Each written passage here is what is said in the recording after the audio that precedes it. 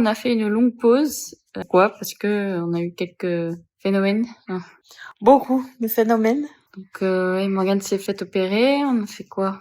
On a fait... On a acheté une maison. Oui. On s'est installé dedans. Et ouais, et puis voilà, les 2 inséminations, les 2 échecs nous ont fait réfléchir. Donc là, on a décidé de changer de méthode. Nous ont fait, c'était difficile aussi. On n'en parle pas trop, mais on n'en parle pas trop dans nos vidéos, mais ça a été un peu difficile à accepter. Et puis, ouais, on avait un peu marre de mettre des sous par la fenêtre, du coup aussi.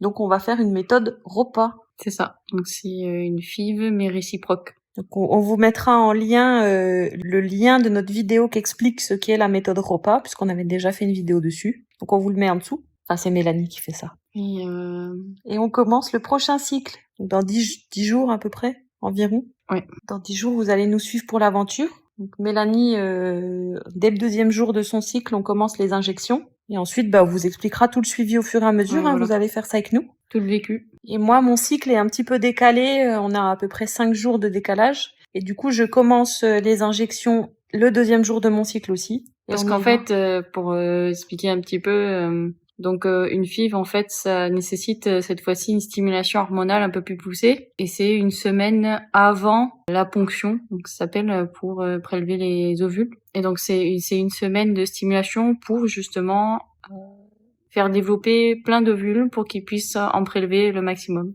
Donc voilà, c'est pour ça qu'on fait ça. L'objectif étant plus de 10 chacune, ce serait bien. Voilà, donc les ponctions pour prélever les ovules. Et vu qu'on va commencer, donc c'est moi qui vais d'abord tomber enceinte, donc par la suite, que ce sera peut-être 1 mois ou 2 mois après la ponction, on va m'implanter un ovule Mon fécondé, embryon.